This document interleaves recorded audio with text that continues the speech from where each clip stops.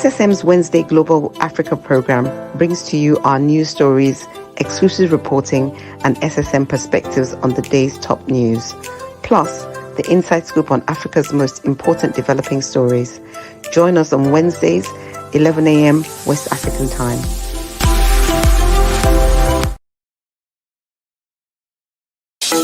In a world where news flies around every minute, you need the ability to relate and connect with what matters and stay up to date. Schengen Story Media News Echoes program is Africans in Diaspora and at Home's leading English news network, one of the most trusted, respected sources for news updates on current affairs as they affect global Africa.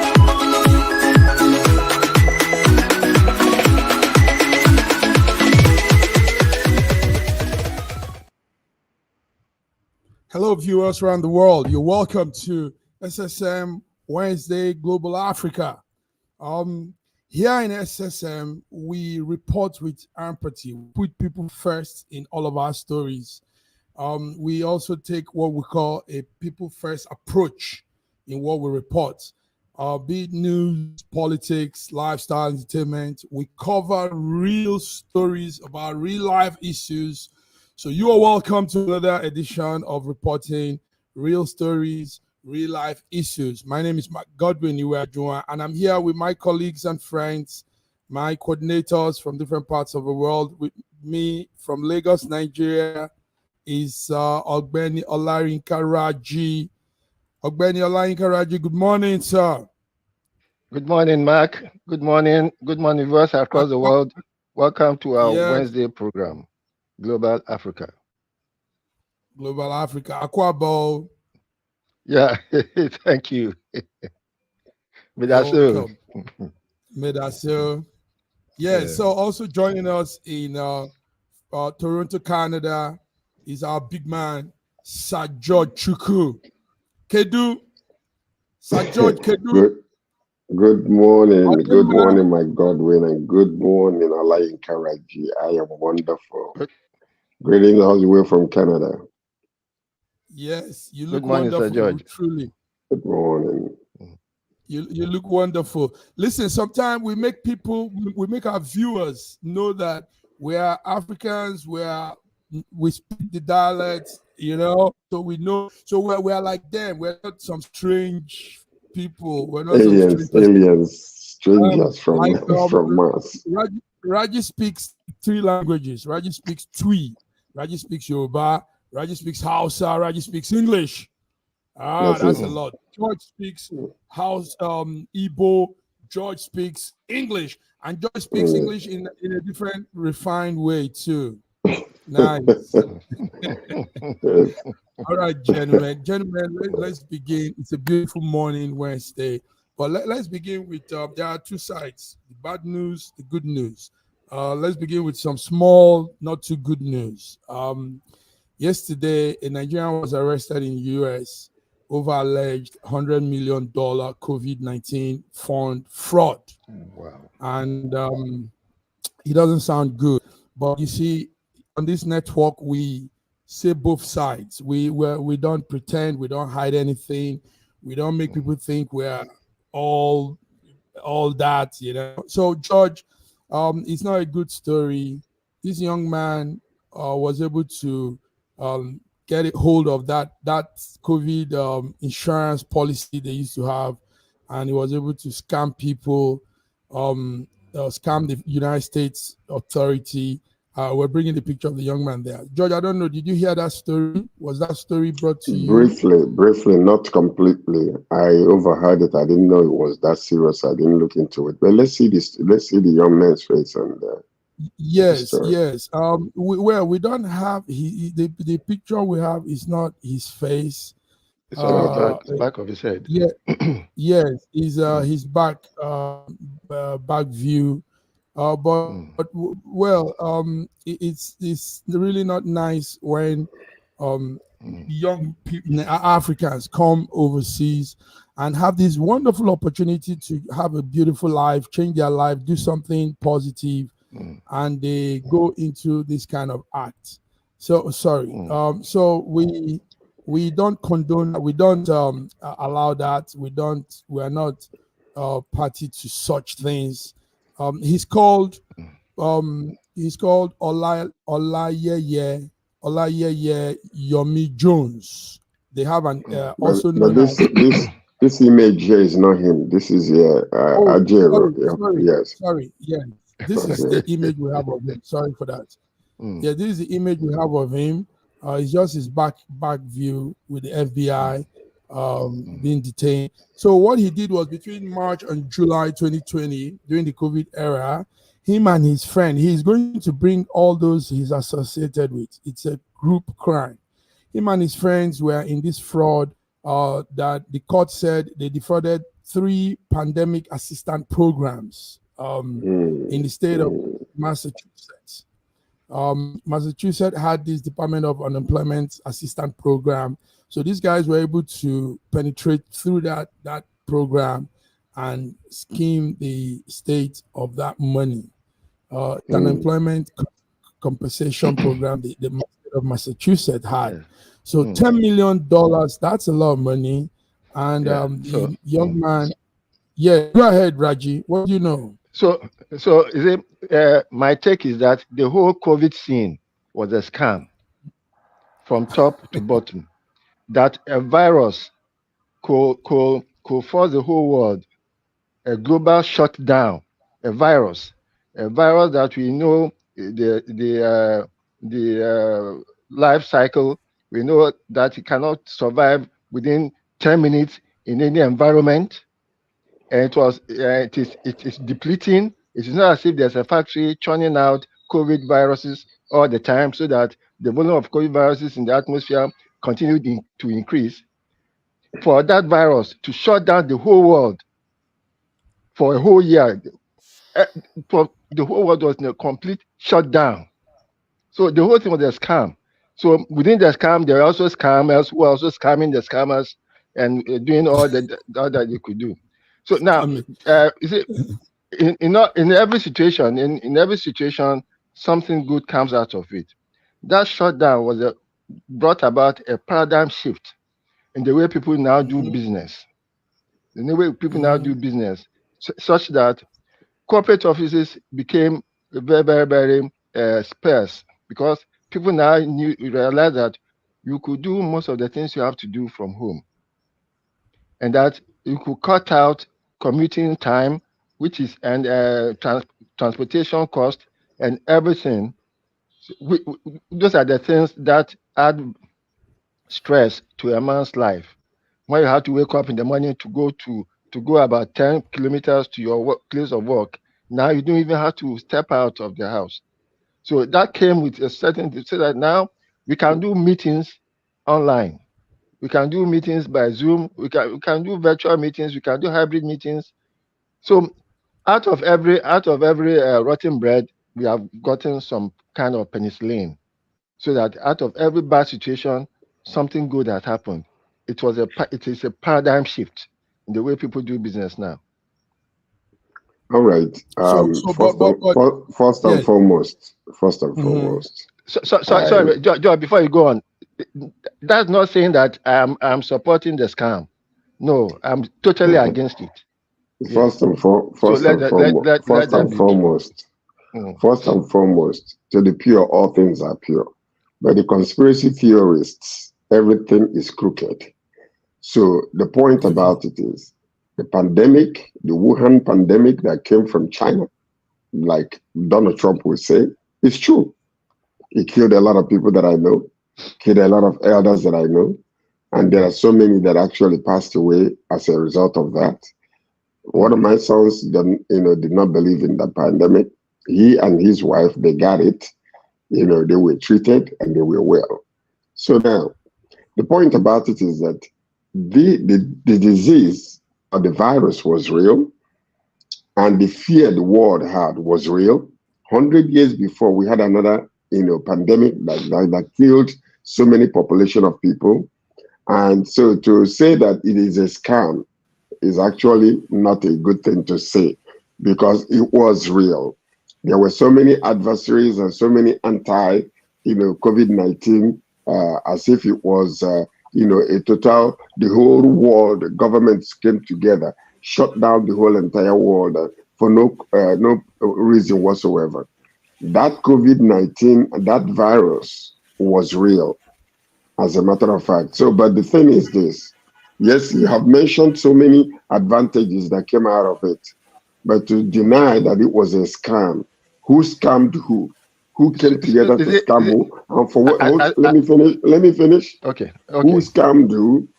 And who came together to scam who? And for what purpose were they scamming, the world to shut it down? See, I'm not saying that the COVID virus was not real. It was real. It was real. And I could not believe that the whole world, with the technology that we had, we could shut down the whole world. Gentlemen, sorry, we're taking the topic out of the context. Before then, let's bring in our diva. When there's a diva, there's a feminine touch in anything. Yes. It brings shine, it brings some glamour. Yes. So she is the true African princess. Welcome, Bidi Nana. See George, waxing lyrical.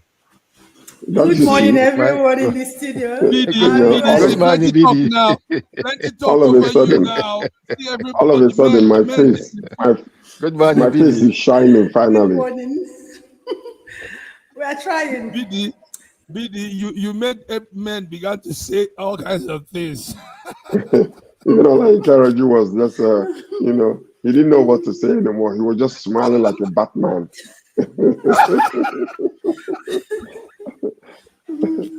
Welcome, Bidi. Bidi, you're welcome. We're happy to have you. Thank you.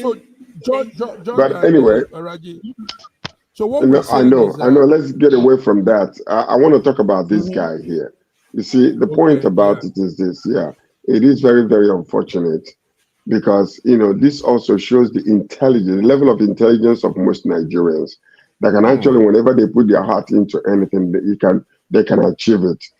For this young man to be able to discover the loopholes within that spectrum of time and was able to cash in up to $10 million shows you how intelligent and how smart most Nigerians are. But they need to put that intelligence into something positive rather than something that will bring shame and bad to us. So it is an allegation. He's not been found guilty yet, but let's keep on looking. Thank you. Let's keep on looking. So that's the young man, and like we said, on this network, we put out everything. We are not one-sided, not biased. We're not. Yes, we say things the way it is. So okay, let's move on. Also not too good news. It's good Bidi is here to update us and Raji. The fuel scarcity, is it still worsening across Nigeria? Bidi, is the surge still going crazy? 100 to 1,000 naira per liter. What's happening? Let's hear the updates. Of course, it's still. I can see Raji smiling. The fuel is here. There's no fuel in Nigeria. There's no fuel. In fact, 2 days ago, for over 1 week, I've packed my car. On Saturday, I had a serious event I have to attend. I bought a black market of 4 liters. I bought it for 7,000 naira. Do you understand? Just to go to that. Thank God it was on the mainland. If it was on the island, I wouldn't have tried that. I just went for the events, went back, packed my car. That's it. So on Sunday nights, I just said, let me go and try my luck. I was on the queue for more than 3 hours. Before you know it, they stopped selling. I have to go to the other police station. I begged. If you see me begging, like as if a child that the mother is not at home, I begged. I knelt down and I begged. And that was after bribing the gate man for 2,000 naira to allow me go in, talk to the manager. I pleaded. He was there before the man now finally said that he will only sell 10,000 for me. I said, please do. The queue is still there, and it's only few stations that is selling. The first scarcity in Nigeria is still going high. And what gets me wondering is that I don't understand.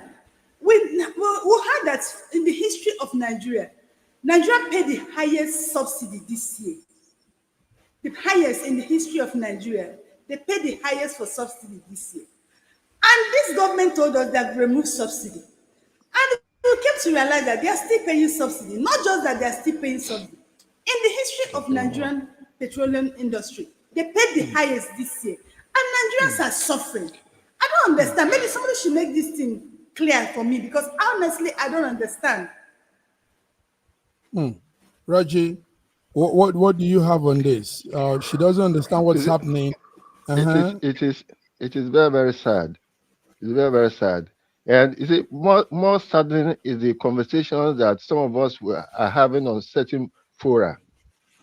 When you mention that, look, fuel is now selling for 1,000 naira per liter, up to 1,200 naira per liter, and people will be insulting you that, was it Tinubu's fault that has gone that far? So, look, what was fuel selling when he came in? It was selling for less than 200 naira.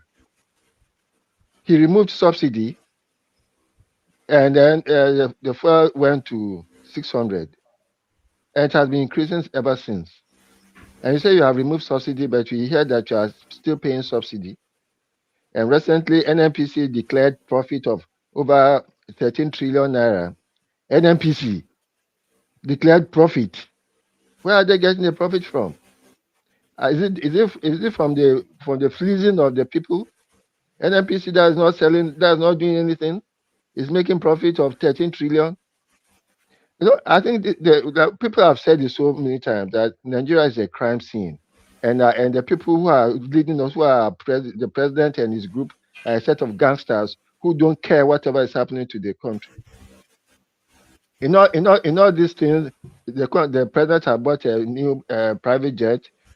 So I just saw a huge Escalade, which was as big as that of the President of the United States, as his official car. I don't know what has happened to the Maybach that they were using before, whether it has passed down to the vice president. The country is suffering. The president is not bothered, and his people are just ranting anyhow, as if they are talking to imbeciles. And in fact, that's why they take Nigerians. Can I give a rundown? Oh, sorry. Go ahead, BD. Yes. So before George comes in, can I give a rundown on what Raji had just said? You know, the federal government, President Tinubu actually approved that NLPC should use dividend. You know what dividend is? Dividend is not Nigerian government. It's money that people who invested, the interest they made, they should use it to pay subsidy. The same something they told us is being removed. Now, from what Saji said, let me tell you, NNPC has been making profits since 2021. I don't know why Nigerian government is so much interested in business than the life of the citizen. They said the duty of government is to protect life and properties. In 2021, sorry, I have to read it from somewhere. In 2021, NLPC made, the profit grew for the first time in Nigeria. Their profit grew to 674 billion. In 2022, they made 2.5 trillion. In 2023, they made about 20%, the profit grew to 28% interest. They made 3.297 trillion. Now, I don't understand this government. They keep making interest to buy private jets, to buy bulletproof cars, to build houses for them. Why an average Nigerian suffer? I don't understand this thing. Maybe, like I keep saying, honestly, I know these stories, but I don't understand them. And I need someone to make me understand them well. All right. First and foremost, NNPC have a lot of business. They're involved in the selling of gas. You know, there are so many things that are, taking place where their revenues come from. And the bottom line to it is this, at the expense of what? And that's exactly the direct question, because they make a lot of money. There are so many investments, so many areas that they are involved in. In the marine industry, NNPC makes money. Gas industry, they make money. In the oil industry, they make a lot of money. Don't forget that they are the main people that controls the crude oil sales and everything else that happens. and they work hand in hand with CBN. So part of the problem we have in the country is that people are dying and suffering. Hunger is all over. There is food insecurity and there is fuel scarcity. And yet, on top of, in the middle of all of that, in the middle of all of this chaos that is going on in the country, the president found it that he had to take a quick trip in order to secure the jet that they have, purchased for him, which a lot of people were against because of the state of the economy in the country. But these things tell you so much about them and us type of attitude, which has been going on. It's not about, they don't hear what you're saying. They don't understand what you're going through. And the point is, they are living in a different, secluded world. That's why every noise that is being made and everybody that rises up to want to challenge the government and their constitutionality of what they're doing, those people will be hijacked, intimidated to shut up. And that's what you're going to be seeing in the news that is coming forth shortly with Nigeria. Thank you. So just in support of what the last statement that Sir George made, I said it before the protest, that the government would deliberately allow the protest to happen so that we have a reason to persecute people. And the persecution started immediately. So Nigeria is under persecution for supporting the protest. People's accounts have been Thank you, Raji. We'll come to the Nigeria story. Anyway, you've both confirmed that this fuel scarcity is worsening across Nigeria, and the petroleum price is skyrocketing. They said even the black market rate, George was telling us, in Abuja, 10 liters is going for 12,000 naira. That's what we heard. Yes. And the premium motor spirit, PMS, as we call petrol, they say is scarce. These are terrible times. And the sad thing, like George is saying, is on top of this, our president is not even addressing this. Rather, we're hearing different stories. We're hearing purchase of private jets, purchase of vehicles. Raji talked about the Escalade. And people, Raji and George and BD, the sad part is this. Listen to the sad part. The sad part is knowledgeable, so-called knowledgeable Nigerians that you think will speak and say this is wrong are defending all of these chaos. That's what I said. Yes, they are defending. They are telling you, he bought the private jet because they are trying to be economical. They are trying to preserve this. He bought the Jeep, the Escalade, because we don't have now. It shows how we've all been caught up in this web of deceit and evil. The leadership is wrong. The people are wrong. The Bible talks about where the king does anyhow, the people suffer. This is just what it is happening to us. Raji, go ahead. You wanted to add to that? Now, you see, something that is very, very insidious that most of us are not aware of. You know that privately, Nigerians generate more than 80 gigawatts of electricity, and it is generated through diesel and petrol. Diesel and petrol privately, 80 gigawatts. Meanwhile, the whole installed capacity of Nigeria is not up to 10 gigawatts. 10 gigawatts of electricity. Therefore, any increase in the price of fuel, diesel, petrol, escalates. In fact, rises the cost of living by more than 20-50%. That's why there's so much serious. Unless something is done to reduce the cost of fuel, diesel, and petrol, the life of Nigerians will be becoming more and more miserable because we generate more than 80 gigawatts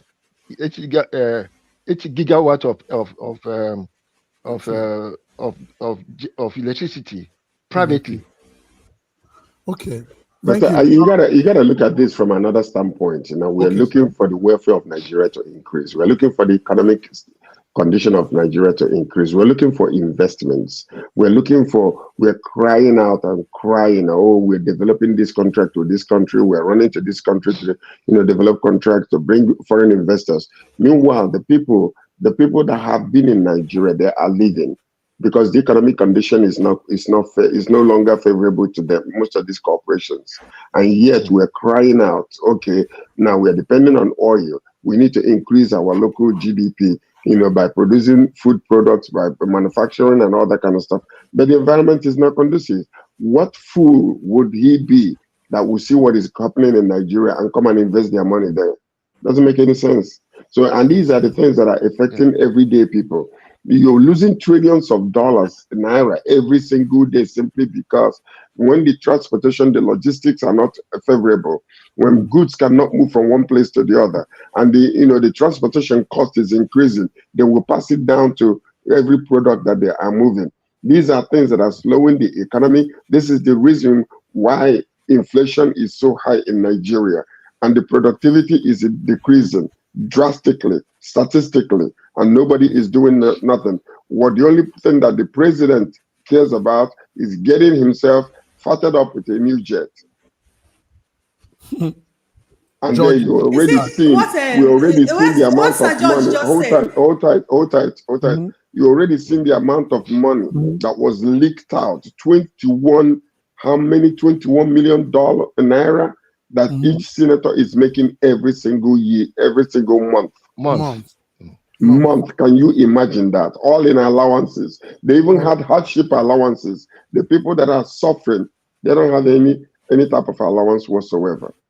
Nigeria is them and us. Until we become one, we will not see the light of day. Until we become one, we will not see the light of day. See what George just said. Let me add to what George has said. What George has said is actually what is happening in Nigeria. Let me give you people a rundown. During Nigeria we are not productive. We're based on importation. About 75% of what we use in Nigeria is imported. Now, during Jonathan government, to clear a 40-feet container will cost you like 1.8 to 2.4 million. During Buhari, that same container costs you 5 million to 6 million. Now in this Tinubu region, to clear that container costs you 18 million to 22 million. You know what that means? All those money the government are collecting from the importers, they will infuse it into the products. And that's why the cost of things are going high on a daily basis. Now, George talked about we are going around looking for investors, why the ones who have in Nigerians are leaving. Exactly. Now, look at what happened during when China, through France, seized our 3 presidential jets. When they were going into the agreement with Ogun State government, the Chinese, because they know that we don't have a good judiciary system, the Chinese government choose foreign arbitration. And that is why Nigerian government cannot do anything. If we have good judiciary system, when companies come here, they will choose local arbitration. But they know that even if they go to court, they can't get anything. So they always choose foreign arbitration. Do you understand? And that is actually what is happening. We all, like I just said, the people that are supposed to, Nigeria is the only country where oppressed defend the oppressor. And that's exactly what is happening in Nigeria today. Do you understand? I would say, when you say Nigerians are suffering, if you have not, let me tell you, on my street, to walk around my streets, I'm always afraid, because before you walk like 3-4 poles, you must have like 4-5 people who will tell you, I've not eaten. They are not even asking you for money. Just come and pay for food. Let me eat. And these people are not even asking you yourself, how are you surviving? Just because, Nigeria will say, fake it until you make it. Everybody is just managing in Nigeria. But when they look at you, feel like, oh, you're doing, okay, you look better. They feel that you're better. But everyone is just managing in Nigeria. It is really hard in this country. And it's so worse that the people who are going through this are the people, defending people who are subjecting them into this poverty. Ask Nigerians to endure. That's the annoying part, Biggie. You ask Nigerians to endure. It's sad that people that should speak up people that should try and make a change. I mean, see how the change could have been effected. They are the ones also supporting. I'm with Reggie in a group chat where there are some notable Nigerians, and I see what they say. It's really, it's baffling. It's mind blowing that somebody will give reason why a new private jet should be bought. Somebody will give reason why the president should have a new Escalade Jeep. In this heat of what is happening, they are defending him. They are saying it is because of this, it's because of that. And last time I remember George was saying something. George, you said something. You said the country is talking about food crisis, how people can begin to grow. And you said, can't the president wife, for example, go behind her house and probably hold cutlass? I mean, make it like a show and hold cutlass and say, you people can start growing your own food. And she does some small, some small farming thing. I think it's when George said that she did that, you know. Now, can't the president also just use the old private jet and say, because we understand what is happening, private jet is not our issue now. Private Jeep is not. Let's be using the old things so that Nigerians can know that we are trying to economize, and we're showing them how to economize, you know. But the president has a private jet. His friends have private jets. How many? Why does he have to be going around the world doing what?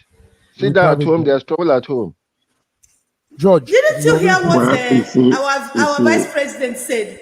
Our vice president, who they spend 21 billion to renovate, not build a house for, said that any reasonable Nigerian can make out life with 8,000 naira.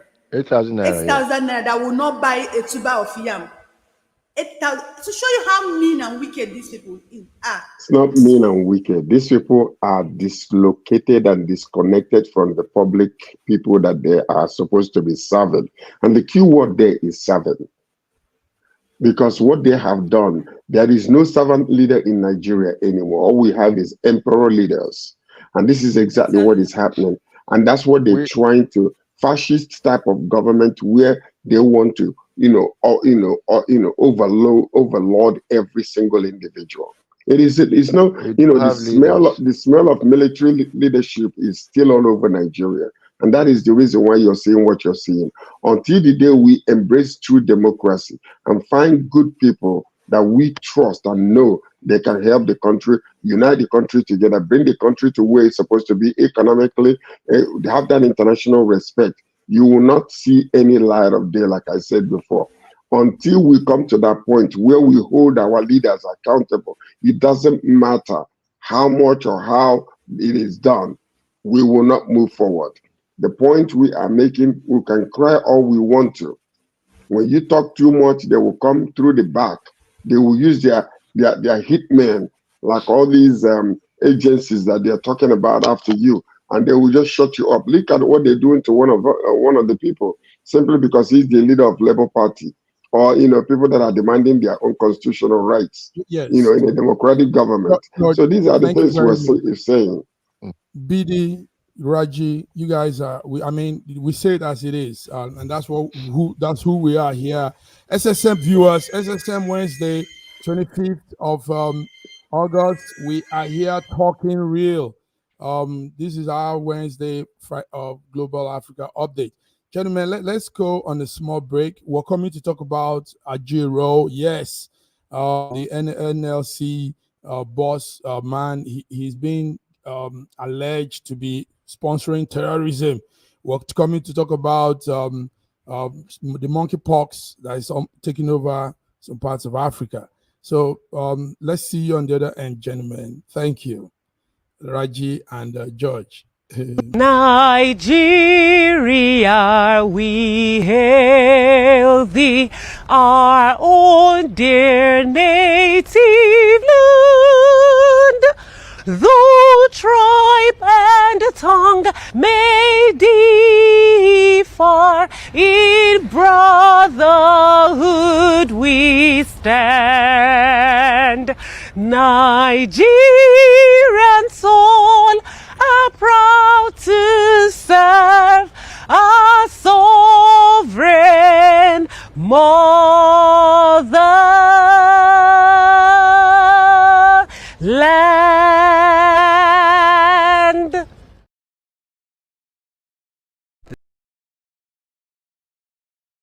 This country has some of the most extraordinary culinary diversity in the world. I'm talking about Nigeria. This first dish is amala abula, made popular by the Yoruba people in southwest Nigeria. It starts with amala made from dried yam and then is covered in a variety of soups. Next we have ofe nsala, a white soup that is synonymous with the Igbo people of southeastern Nigeria. It goes best with fufu, or akbo as the Igbos call it. Next we have suya, the most well-known food of the Hausa and Fulani people of northern Nigeria. Meat is covered in a peanut-based powder called yaji and cooked over an open fire. This is banga and starch, a classic of the Urhobo people of Delta State. Lastly, we have onunu, a plantain-based swallow of the Izon people in south-south Nigeria. We are eating it with fisherman soup, popular throughout this whole region. And of course, we don't forget the jollof rice. This is popular everywhere in Nigeria. I think what makes Nigeria so great is the diversity of all the different people coming together. These beautiful ethnic groups living side by side, sharing culture and cuisine is what makes Nigeria such an amazing country to visit. Nigerians should be so proud of that cultural heritage, as there is so much more that unites than divides them.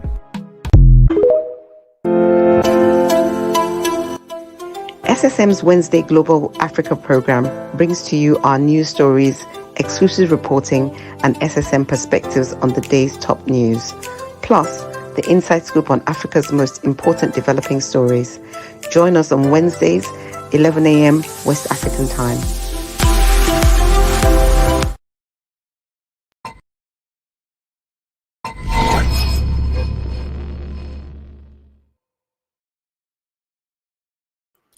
Yes, we're back.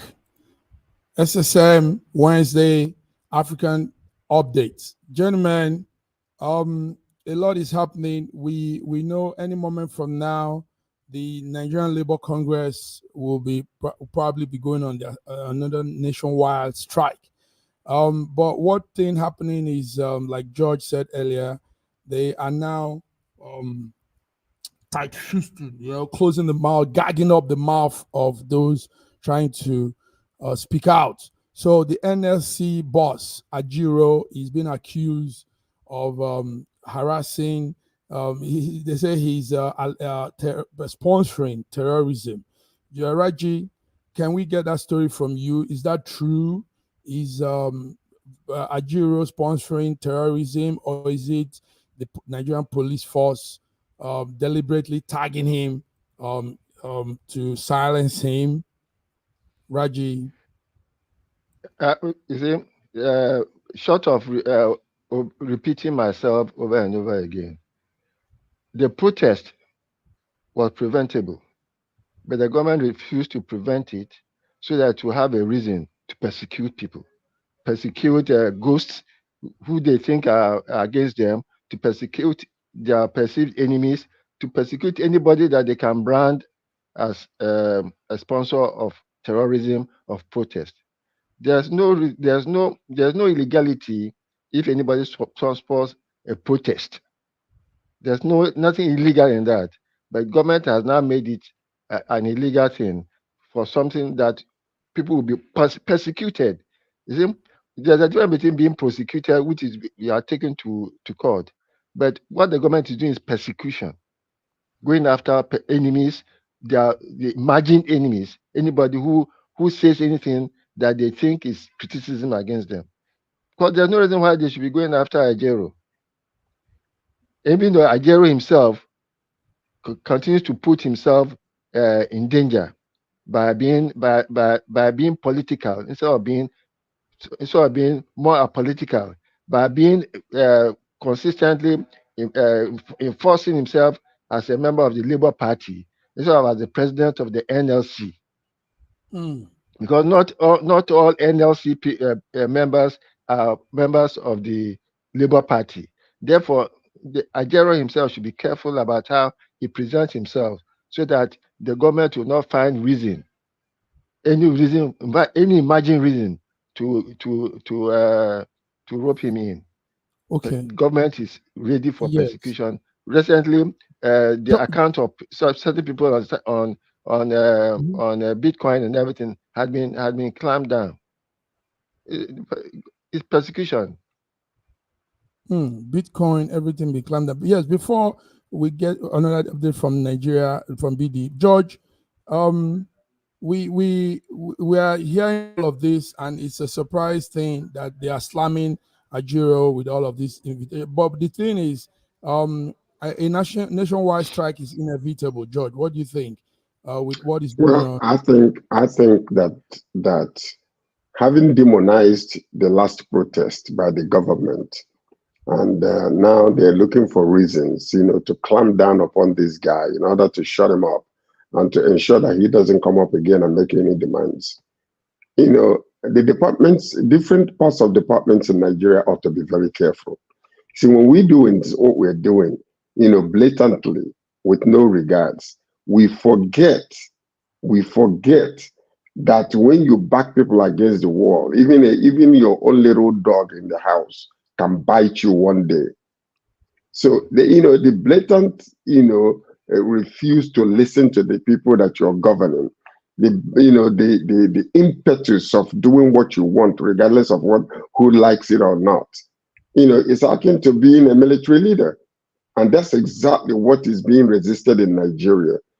Because, it's almost like you have two different groups of people, them and us. The government, therefore, don't say nothing against them because they're the emperors, the overlords of everything. They are no longer servants. They're emperors in that country. And he ought to stop. If he does not stop, it will be stopped. Because this is exactly what led to this particular protest last time. You're refusing to hear the people. You're just throwing crumbs all over the place and doing your own thing, increasing your pockets, the three arms of government. The police officers are not enjoying any of these things. One arm of the government is only two arms of the government. The judiciary already have their own pockets, even fatted up more. The senators and the House of Reps all over, they have fatted they're doing well. They have so many allowances they can live off on. So, these are the things that when people are crying and looking in that one direction, when a child is crying and looking in one direction, either their mom or their dad is right there. So, government, pay attention. It is enough with all the excuses. It is enough with all the intimidation. Try to be a servant leader in that nation. Pay attention to your people. It happened in the Bible when the elders of Israel was telling Rehoboam, say, pay attention, Rehoboam, pay attention to the people you're governing. The elders told them. And then all of a sudden, he decided to go with the young people. The nation was divided. Nigeria, pay attention. I love my country. Government, pay attention to the woes of the people, the pains of the people, or else you will live to regret it eventually, because it cannot continue like this. Thank you, George. It cannot continue like this. BD, I don't know if you've said it all, because I want to know from you what's happening with the 20 kidnapped medical students. We had that were kidnapped, because the kidnapping is still going on. People are still but before I say that, please, I want to comment on this Ajero issue. Now, there's something I want people to understand. Immediately after this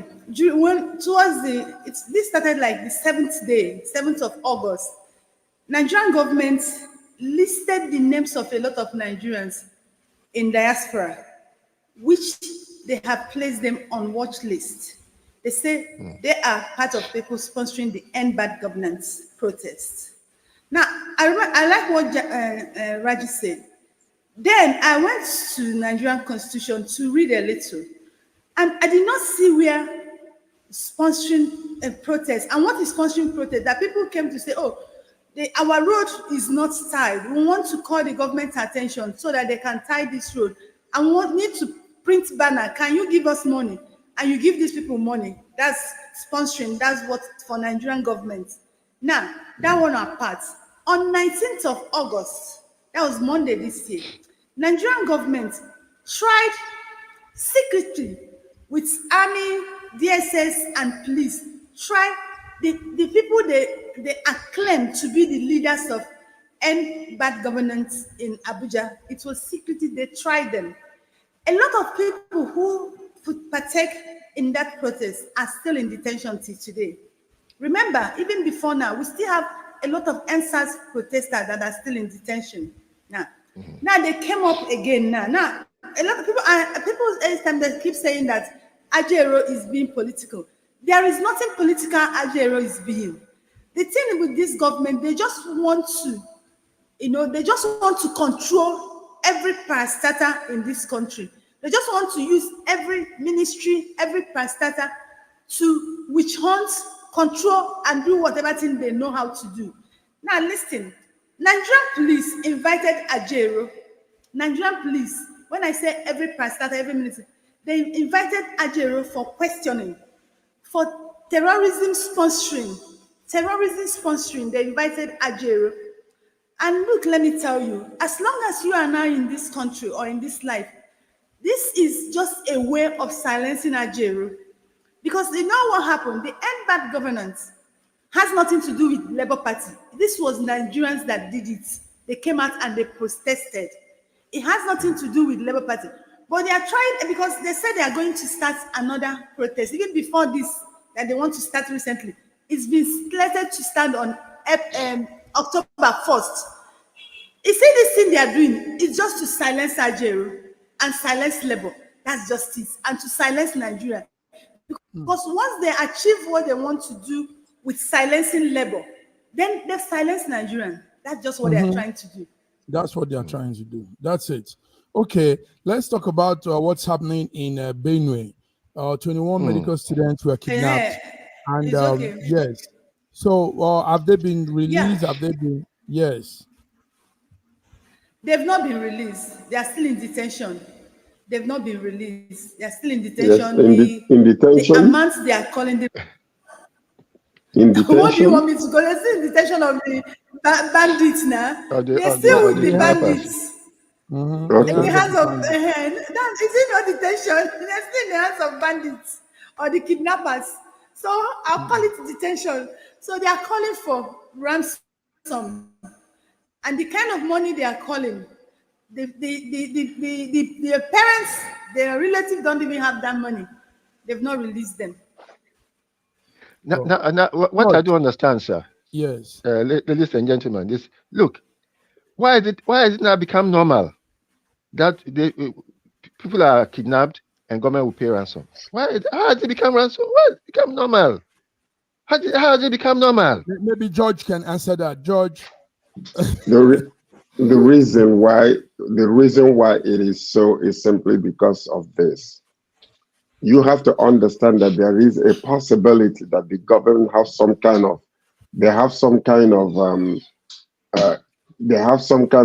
some of the leaders in our communities are involved with some of these kidnappers.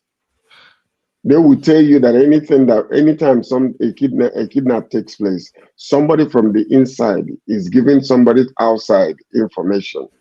And the reason why it's so difficult to stop is simply because many that are sitting on top are using these kidnappers to terrorize people, to intimidate people, and also to make money for themselves.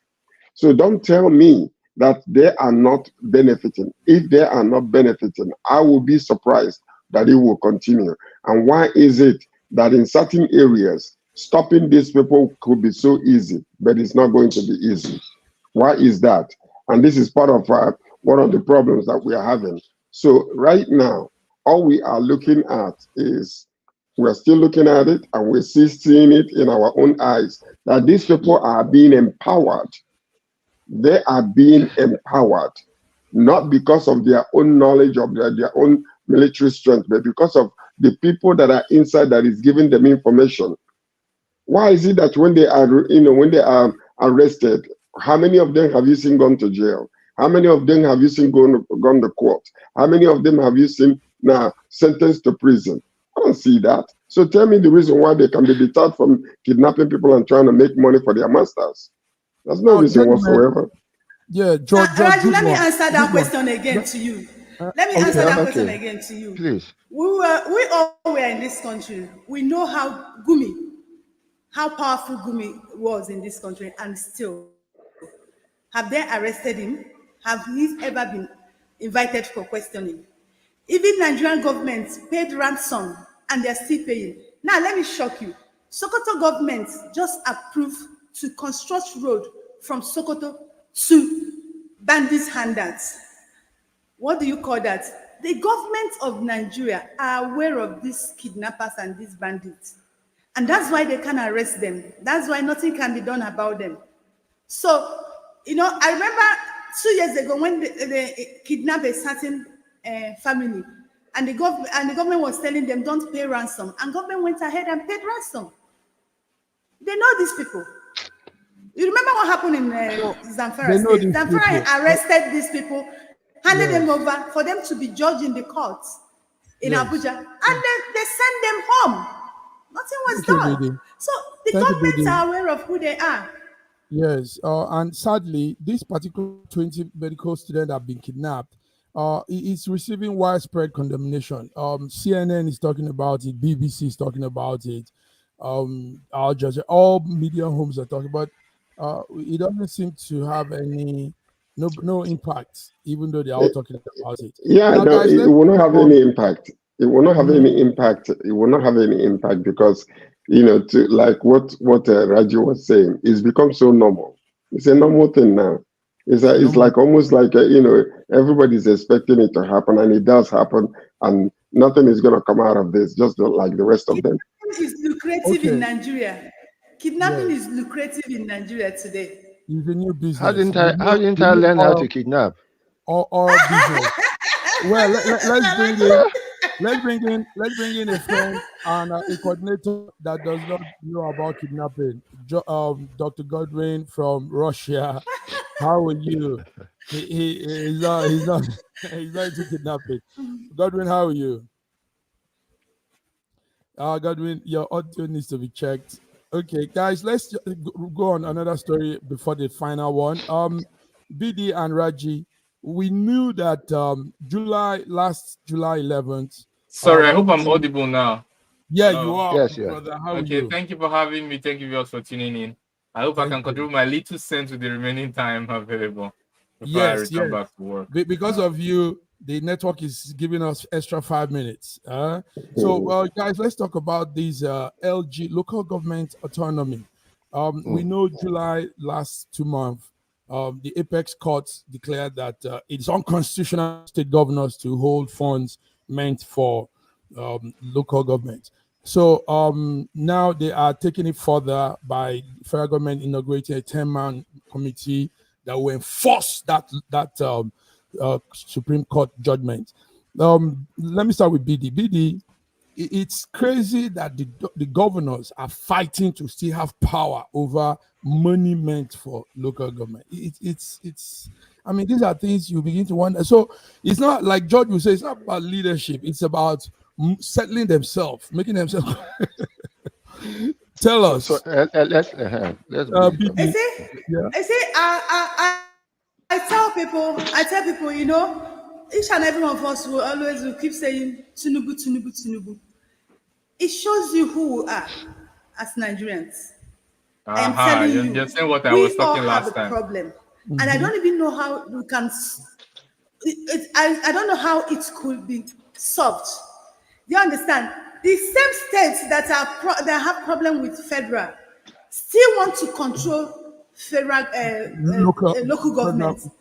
If you look at what is happening now, if you listen to people who know when local government was working, they'll tell you that small drainage roads, everything is being done by local government chairman. But this time around, everybody is waiting for governor. Like I'm in Lagos, there are a lot of things Sowolu cannot do. Everything he can't. So the thing is this, it shows you who we are. And this attitude, we exhibit it in ourselves, even in our homes. Even husband wants to control wife 24%. Staff, if you get a woman, make her a staff. She wants to control everybody. It's just who we are. I don't know how to, it shows you who we are. I don't know the kind of word to use. We are a horrible set of people. How can they We are not deal horrible with us? people. We are not horrible. We are not horrible. No, we are not horrible. We are not horrible. We are just human beings. We are just human beings. Can I say something? Okay, Raji, sorry. Right. Okay. Now, you see, we have a constitution. The constitution has determined how local government funds could get to the local government. I think what should have happened at the Supreme Court was not amending the Constitution, but enforcing the process of getting the money through the joint account to the local government, not make a completely new law.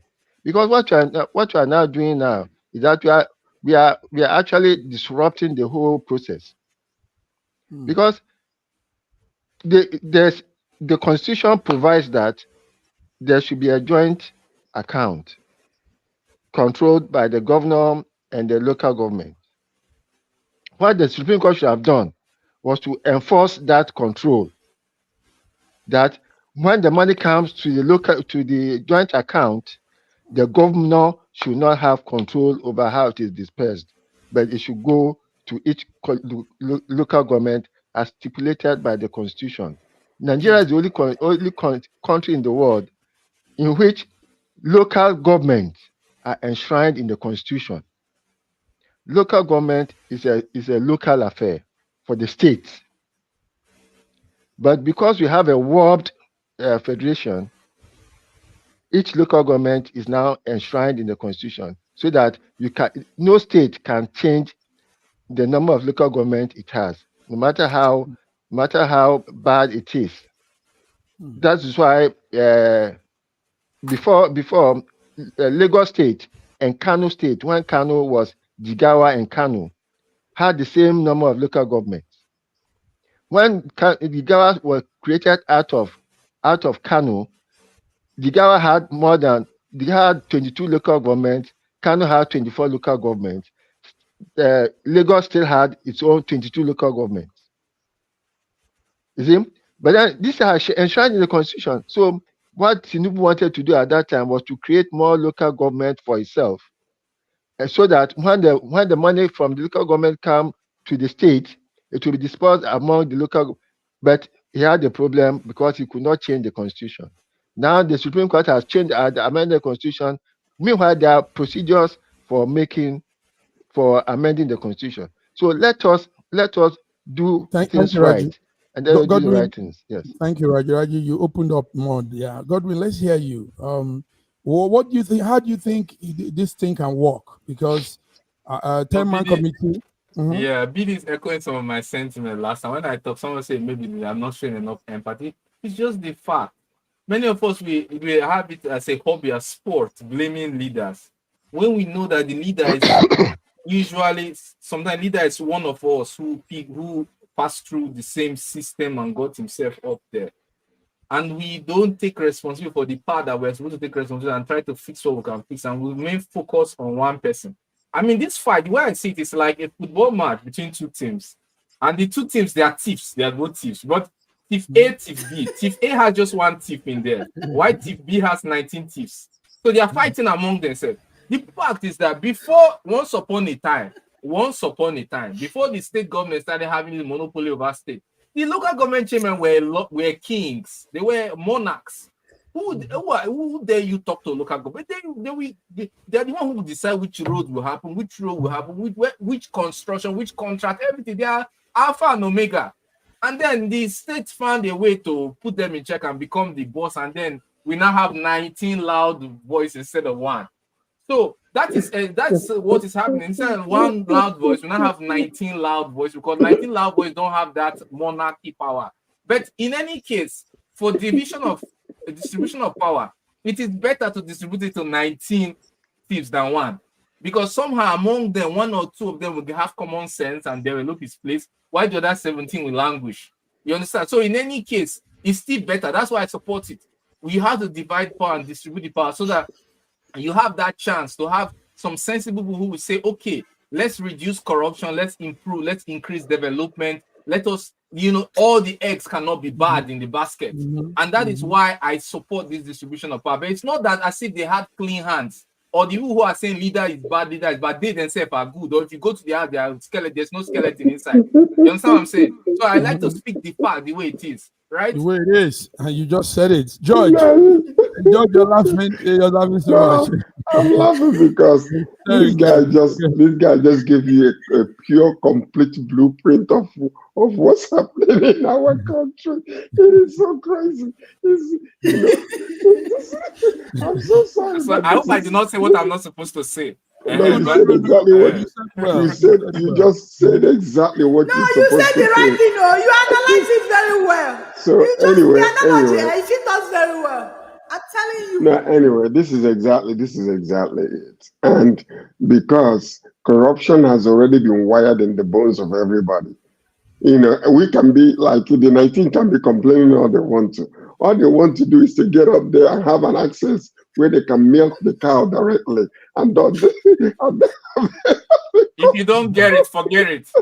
Oh my God! It's just, I'm so sorry, but this is so funny. This analysis Don't of get this it, whole thing. forget it. That's the I truth. think, That's the truth. honestly speaking, if you allow us, So, we can end with this one because this is so good. But anyway, the point is this: it is still very, very important that we develop checks and balances. As much as the government is enforcing this local government autonomy, so that money can go directly to them, we also need to have a way of checks and balances with those local governments so that they cannot go back into the same thing that they used to do before, but they will be held responsible for the money that is coming to them, and let the citizenry know that they have the right to complain against these people. Because if there is no oversight over some of these things, all you will see is, even as it is right now, as it is, you see local government chairmen, once they become one, all of a sudden they are billionaires overnight. the end. Overnight. That's it. And that's it. All right, So- George. So, So, let and me just But add you one see, thing. it will not be like that. With this rubble they've had with governors eyes will be on them. They will not embezzle money much because governors' eyes is on them. I'm telling you, they will work Can better you- this time around. I think so. no, I think the can best. Okay. Can I say something? What you fail to understand is the local police officer who is standing on the road have a quota system. They got to collect in order to go through the hierarchy of authority all the way to the top. And when this thing is happening, you will see governors begin to call local government chairmen, because they will have to have a way whereby a kickback is going to be under the table type of thing. You take care of me, just like what Wike is fighting for today over Fudara is the same exact thing. They want to be overlords over everything that is happening. They will create a system whereby the money that is going to the local government, portion of it will now go to the Oga on top, which is the state government governor. It will happen. Sorry, I wanted to add one thing. Unfortunately, right, systems by itself cannot save us. We are past that stage, that level of, we are entered the depth that systems even alone cannot save us. What can save us is making sure our interests are different by splitting the power, number one. Number two, allowing competition. There should be no mercy for bad unproductiveness. You cannot say someone fail out. For example, if a local government chairman is not doing well, you give development indices. You base on development indices. If they are not doing well and they want to languish, you let them languish. Don't sorry for them. There should be no mercy for unproductiveness. You allow that competitiveness and reward only productivity. That is the only way that, together with the system, you'll be able to get something out, divide the interest and allow competition. That's the only way. But if you create a system, it doesn't matter the election. It matters who announces the result. It doesn't matter who goes to vote. It matters who announces the result. That's in the Nigerian context anyway, because that's not how it is. Gentlemen, let's crop it up with this one. SSM viewers, you're listening to our Wednesday African update. Let's crop it up with something that is affecting Africa now too. Congo is to receive some vaccines from next week from the United States. Japan and some other countries are helping to stop the outbreak of the Mpox. The Mpox is here again, gentlemen. The Mpox is ravaging everywhere. The WHO has declared the Mpox a global public health emergency. They say that as at yesterday, they found that 13 African countries has it, and it's coming in a different form. It's spreading in a different form. The Mpox. So I don't know. What do you have, guys? What do we have on this? Dr. Ibe, can you give us a little analysis and take that picture out, please? No, So bad. let's take it out. We should warn the is. public. You should warn the public. We're warning the public. Please warn them about this. Yes, understand that the mpox is an infectious viral disease that can occur in human body and animals. The symptoms are what you're seeing on the screen there: rash, blisters, and the person has fever, swollen body. But all of this, something is happening. The WHO says, regardless of the strain, mpox is not a new COVID, and they say they have the power to control it. It's moving hard. Symptoms also include fever, swollen body, rash, like we said, sore throat. So if you have these symptoms, please report and know that it's the mpox. Okay, if you guys don't want to say anything, let's crop it up with this one. So, but I want to just say something, please. Dr. Ibe should say something. Yeah. Go ahead. Yeah, what I want to say is that it's contagious. Yeah, it's contagious. So as a result of that, you have to quarantine yourself and also report everybody who you have come in contact with. That's the way to help, especially they can also quarantine themselves. While the best time to know when quarantine is over is when the scales have fallen off and a new skin forms. At that stage, infection, the virality is very low. So you have to kind of quarantine yourself till those scales fall off and a new skin start developing. We have to take steps to be personally responsible to prevent the spread. That's the part I want to focus on. While, of course, the health organizations are doing their part, right? Thank you very much, Dr. Ibe. Viewers, excuse me. Dr. Ibe, please, can you educate people how they can contact this? Can you educate people, please? He just did. Physical contact. Yes. Even pregnant women can transmit. No, physical contact. Transmitted through physical contact. Yes. Touching, kissing. Pregnant women can transmit it to their unborn babies. So it can be transmitted through pregnancy, it can be transmitted through physical contact, touching, kissing, hugging. Any kind of physical contact can transmit the disease. So anybody you have come in contact with, they also have to know about it and quarantine themselves to contain the spread. That's what I said. Thank you. It's 5 to 21 days. 5 to 21 days, right? Let's say 21 days.